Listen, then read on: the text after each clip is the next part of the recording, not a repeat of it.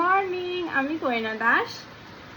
আমি রেডি হয়ে গেছিলাম একেবারে জিমে যাওয়ার জন্য। আমি জামা প্যান্ট পরে নিয়ে জল ভরতে গেছিলাম, মানে আর 5 মিনিটের মধ্যে বেরিয়ে যেতাম। ঠিক এই সময় আমলোটা বৃষ্টি। তা আমি ভাবছি যে বৃষ্টি আর একটু আগেই নাম, তাহলে একটু ঘুমাতে পারতাম। মানে এত জোরে নামছে যে যাওয়া যাবে না এই বৃষ্টির মধ্যে।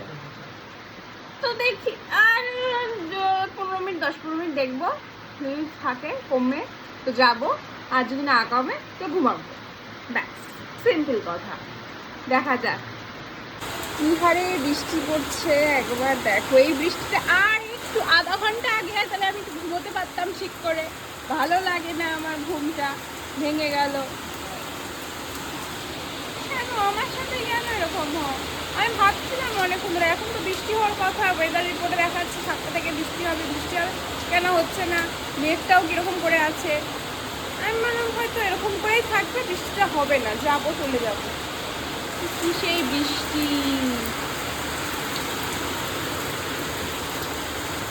তো এখন 8:15 বাজে। আমি ড্রেস চেঞ্জ করে নিয়েছি, কারণ ঝিপঝিপ বৃষ্টি পড়ছেই এখনও।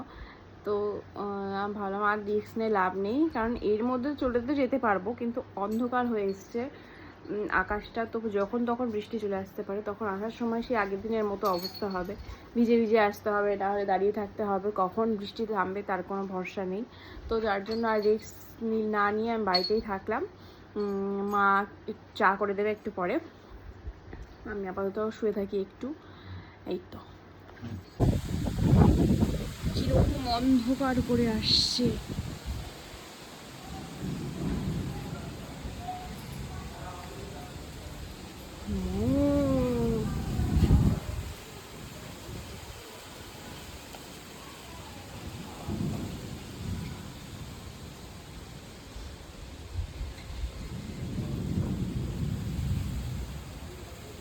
ভাগ্যিস আমি এই বৃষ্টি, মানে এরকম অবস্থা আমি যাইনি, নাহলে আমার কখন আসতে হতো কে জানে। কীরকম বিদ্যুৎ চমকাচ্ছে ওইদিকে। খুব বৃষ্টি হবে আজকে, খুব বৃষ্টি হবে।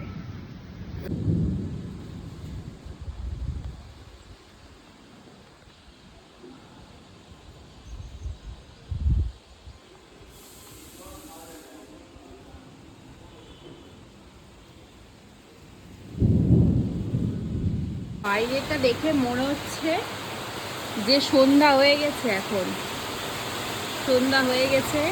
কি অবস্থা আকাশে! বাজে এখন 9:30, সকাল 9:30। কে বলবে ওয়েদার দেখে যে এটা 9:30? এত অন্ধকার হয়ে গেছে।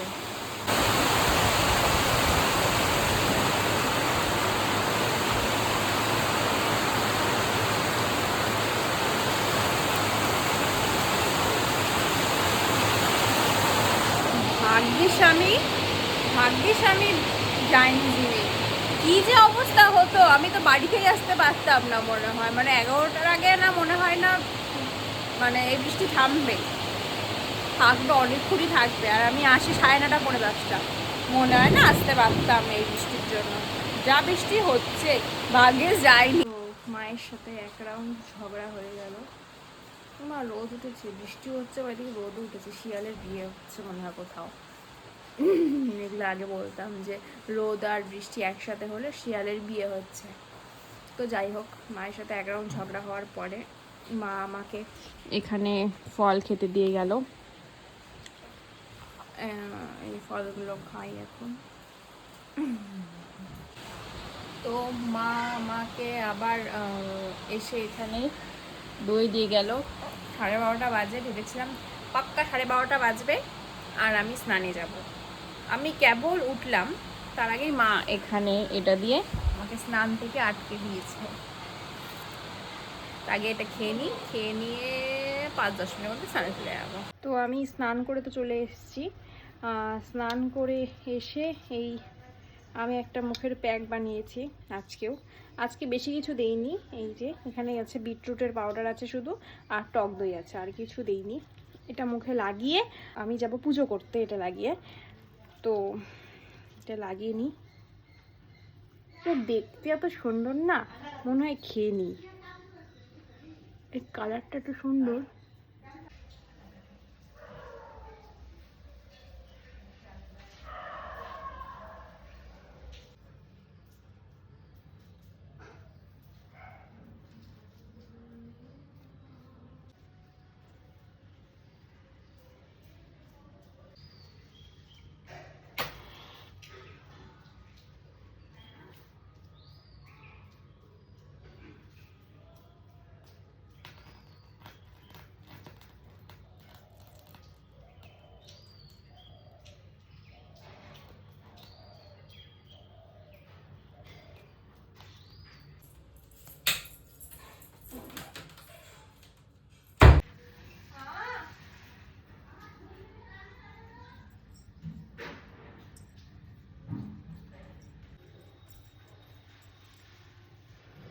তো আমি মুখে প্যাক লাগিয়ে মুখ ধুয়ে চলে এসেছি, পুজো করাও ডান।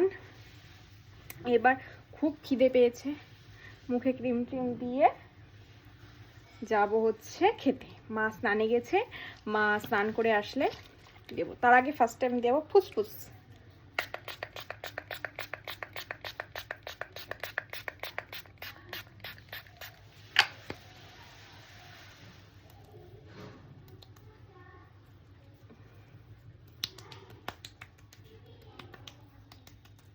মুখটা মনে হয় কালকের থেকে অতটা গ্লো করছে না, কালকে যতটা গ্লো করছিল। আজকে কম জিনিস দিয়েছি না, সেই জন্য। বুঝে গেছি, আমি সব বুঝি।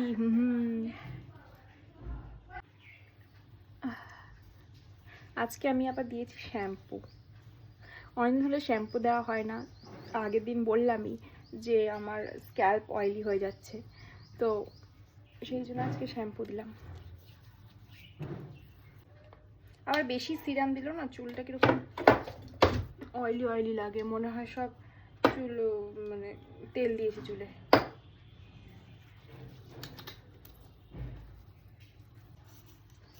আর মা ওই দিক থেকে ডাকাডাকি শুরু করে দিয়েছে খাওয়ার জন্য। তো আজকে এই বৃষ্টির দিনে স্পেশাল মেনু বুঝে গেছে হয়তো সবাই। খিচুড়ি, এখানে আছে ডিমের ভুজিয়া, এখানে আছে পাঁপড়।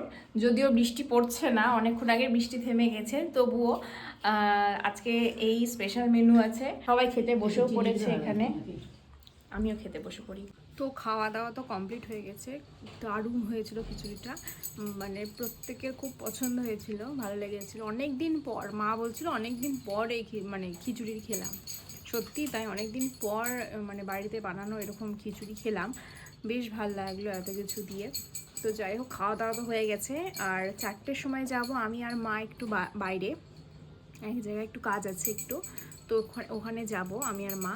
তো এই এখন বাজে 3:05, তো এখন আর কি করব, 1 ঘন্টা। তো ভাবছি একটা সিরিজ দেখে নিই।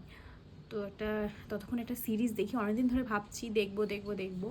তো এখন ভাবছি ওই সিরিজটা দেখি, বাকিটা না হয় রাত্রেবেলা এসে দেখবো।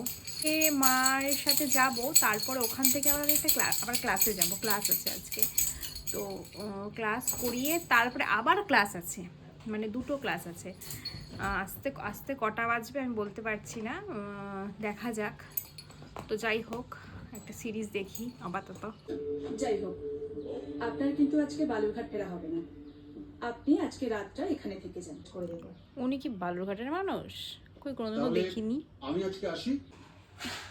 চারিদিকে তো বালুরঘাট দেখতে পাচ্ছি কেন? দত্তগুপ্ত, 16/2, খাদিমনগর, বালুরঘাট, 733-101। খাদিমনগর মানে কি খাদিমপুর? মানে বালুরঘাটের যে খাদিমপুর জায়গাটা আছে সেইখানকার কোনো বাড়ি এটা?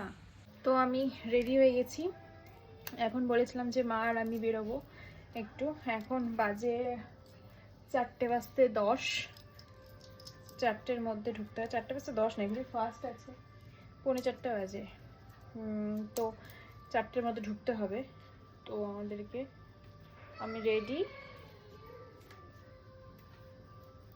একটু ফসফস দিইনি, ওই যে মায়ের তাড়া দেওয়া শুরু হয়ে গেছে। আমাকে দেখলে মায়ের তাড়া দেওয়া শুরু হয়ে যায়, কিন্তু মায়ের কিন্তু হয়নি।